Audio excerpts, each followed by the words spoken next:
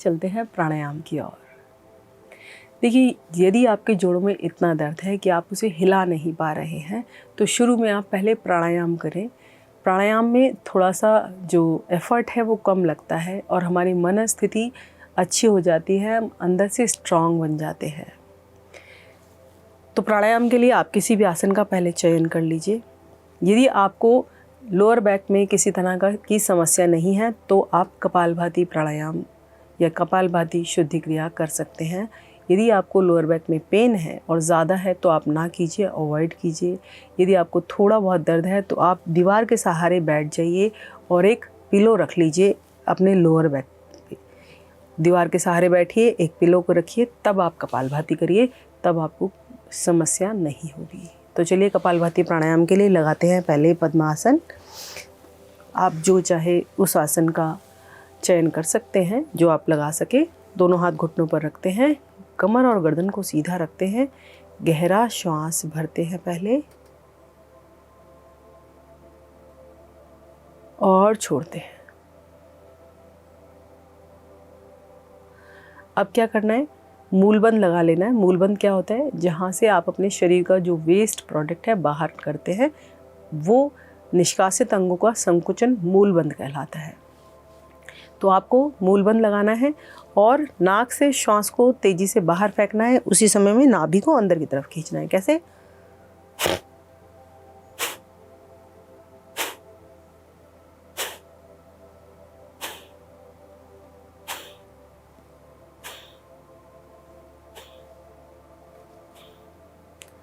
हो सकता है कि आपकी जो आवाज़ है वो इतनी तेज़ ना आए क्योंकि यहाँ पर माइक का प्रयोग हो रहा है, तो आपकी मेरी आवाज़ तेज़ आ रही है। तो आपकी जितनी आती है प्रारंभिक अवस्था में कोई बात नहीं, उतनी आप आने दीजिए। बहुत ज़्यादा ताकत ना लगाएं आवाज़ को निकालने में। चलिए, वेग के साथ श्वास को बाहर फेंकिए और नाभि को अंदर की तरफ प्रभावित कीजिए।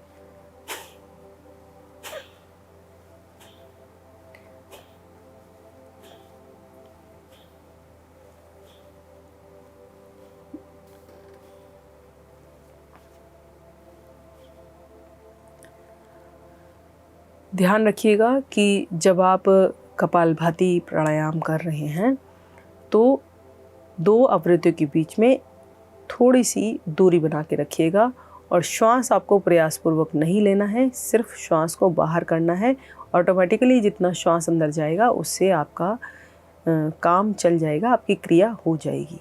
तो एक बार फिर से अभ्यास करते हैं। श्वास बाहर की तरफ छोड़े,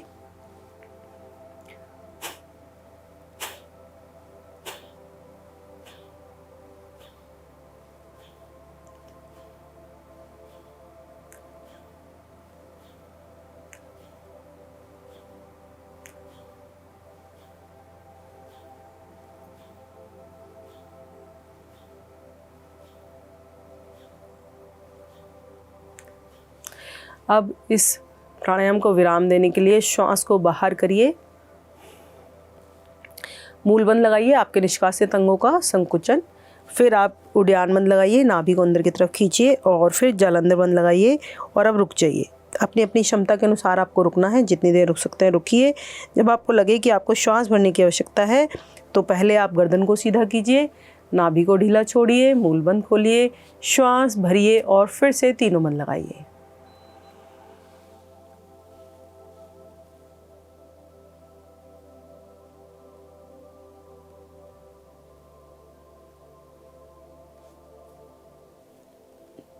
वापस आने का वही तरीका, सबसे पहले गर्दन को ऊपर कीजिए, फिर नाभि को ढीला छोड़िए और मूलबंद को खोलिए, श्वास से सामान्य कीजिए, श्वास भरिए और छोड़िए।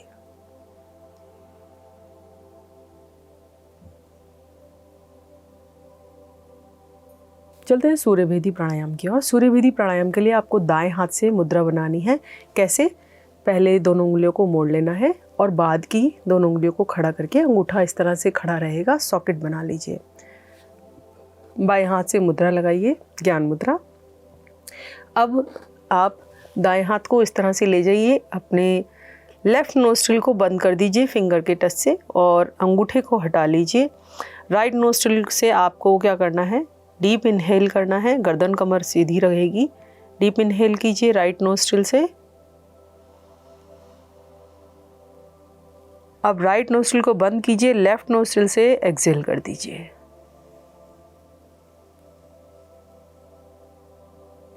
यही क्रिया आपको बार बार दोहरानी है।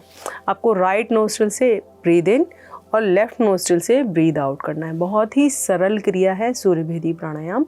सूर्यभेदी प्राणायाम केवल उन लोगों को नहीं करना है जिनका बीपी हाई रहता है। यदि वे भी सुबह में करेंगे, सुबह सुबह सूरज निकलने से पहले अगर वो इस प्राणायाम को करना चाहें तो कर सकते हैं, लेकिन उन्हें थोड़ा ध्यान रखना होगा। तो चलिए करते हैं सूर्यभेदी प्राणायाम का अभ्यास। राइट नोस्ट्रिल से डीप इनहेल,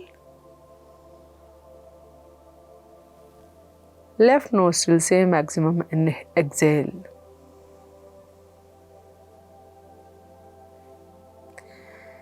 इसी सीक्वेंस को दोहराना है बार बार।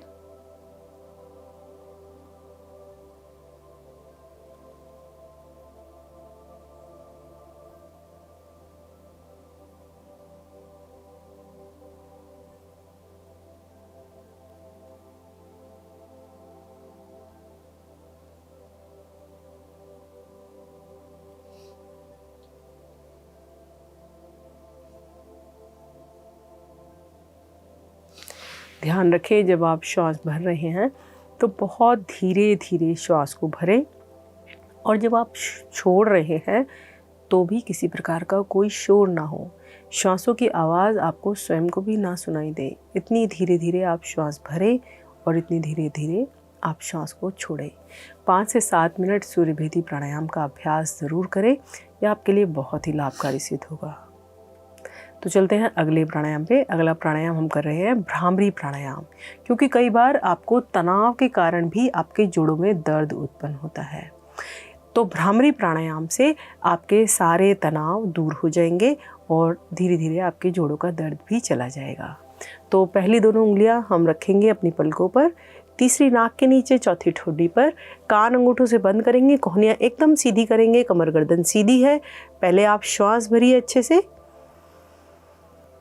अब कानों को बंद करके भ्रमरी की तरह म शब्द का गुंजन करेंगे और स्वयं उसे सुनेंगे अपने अंदर। कान बंद कर लीजिए और कीजिए शुरू।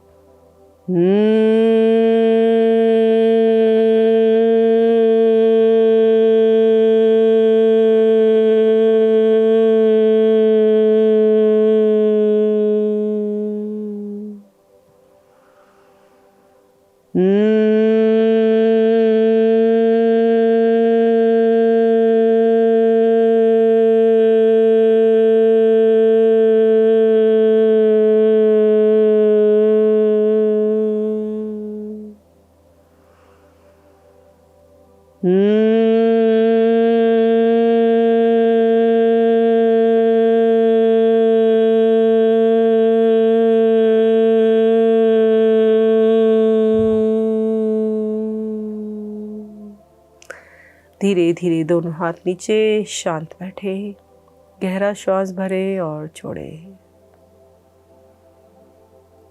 भ्रामरी प्राणायाम के बाद अपने नेत्रों को ना खोलें, प्रभाव को महसूस करें।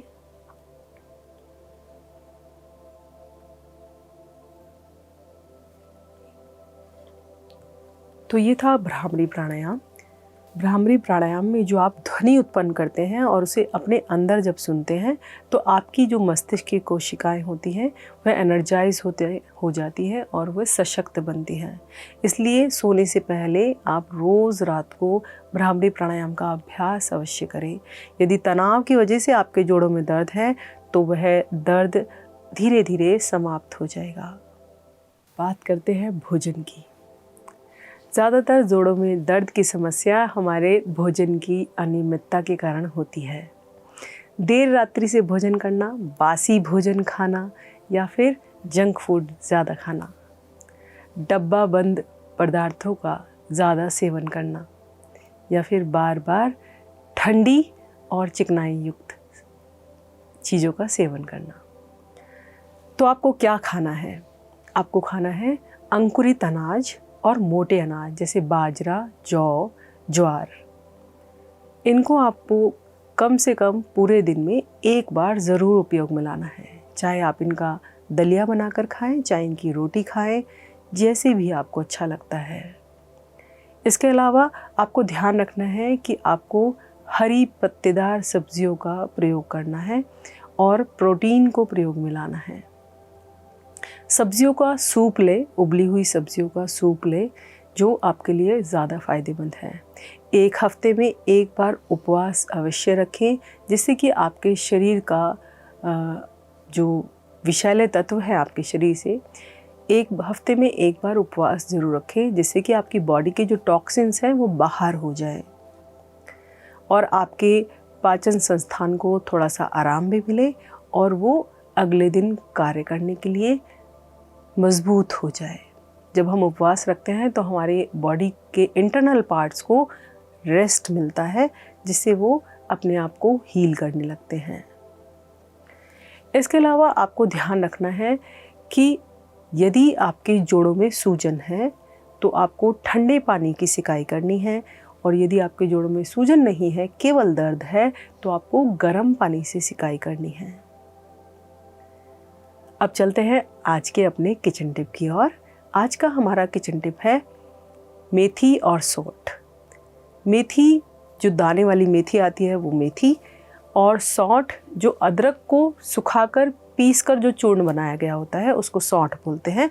उनको दोनों को बराबर मात्रा में ले, मेथी को आप पीस ले, दोनों का चूर्ण बना लें और रात को आपको गर्म पानी से या गर्म दूध से इसका सेवन करके सोना है। यह बहुत ही फ़ायदेमंद है। यदि आप इस प्रकार नहीं ले सकते तो कोई बात नहीं, आप मेथी को रात को पानी में भिगो दीजिए और सुबह उठकर उसका पानी पी लीजिए और मेथी के दाने चबा चबा कर खा लीजिए, और अदरक का प्रयोग आप अपने भोजन में बहुत ही अच्छे तरीके से कीजिए। तो ये दोनों काम आप किसी भी तरह से आप कर सकते हैं, जो कि आपके लिए बहुत ही फ़ायदेमंद होंगे। इसके अलावा आप अजवाइन का प्रयोग भी कर सकते हैं, बशर्ते आपको हाई बीपी की समस्या ना रहती हो। तो चलिए चलते हैं आज की अपनी हस्त मुद्रा की ओर। आज की हमारी हस्त मुद्रा 2 मुद्राएं हैं, एक सूर्य मुद्रा और एक वायु मुद्रा। जैसा कि आप सभी जानते हैं कि जो जोड़ों का दर्द होता है वह वात रोग होता है। जब हमारे शरीर की जो वायु है वो कुपित हो जाती है, तब हमारे जोड़ों में दर्द उत्पन्न होने लगता है। तो वायु मुद्रा लगाएंगे। वायु मुद्रा को क्या करना होता है, देखिए कैसे लगाते हैं। अपने इंडेक्स फिंगर को, जो पहली उंगली है, उसको मोड़कर अंगूठे से हम दबा देते हैं।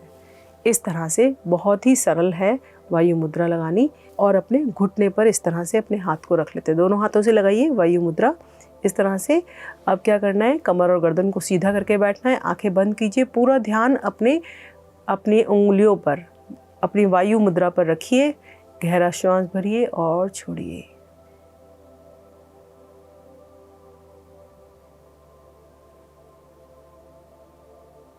वायु मुद्रा का लगाने का जो समय है वह 20 मिनट का है। यदि 20 मिनट आप एक बारी में नहीं लगा पाते तो कोई बात नहीं, आप सुबह, दोपहर, शाम, रात को 5-5 मिनट इस मुद्रा को लगा के बैठिए। बस ध्यान रखिएगा कि भोजन करने के तुरंत बाद आप इस मुद्रा का प्रयोग ना करें, और जब भी आप मुद्रा लगाकर बैठें तो अपने चित्त को बिल्कुल शांत रखें, एकांत जगह पर बैठें जहां आप बार बार डिस्टर्ब ना हो, और गहरा श्वास भरें और छोड़ें, जिससे कि ये मुद्रा आपके लिए ज़्यादा लाभकारी सिद्ध होगी। चलते हैं अगली मुद्रा पर। अगली मुद्रा है सूर्य मुद्रा। सूर्य मुद्रा हमारे शरीर में गर्मी को बढ़ाता है और हमारे जोड़ों को दर्द से मुक्त कराता है। सूर्य मुद्रा के लिए आपको क्या करना है, अपनी रिंग फिंगर को, मतलब आपकी अनामिका उंगली को मोड़ना है और अंगूठे से दबाना है इस तरीके से। दोनों हाथों को घुटने पर रखना है। तरीका वही, गर्दन, कमर, कंधे को सीधे रखकर गहरा श्वास भरना है और छोड़ना है।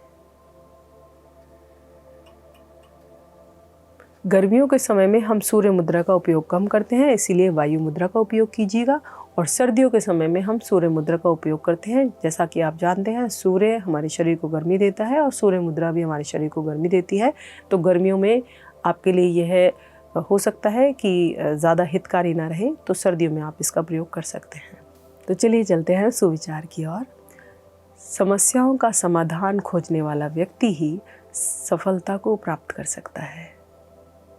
तो इसी सुविचार के साथ आज की श्रृंखला में बस इतना ही। मिलते हैं अगली बार फिर। नमस्कार। PMC हिंदी बदले जीवन।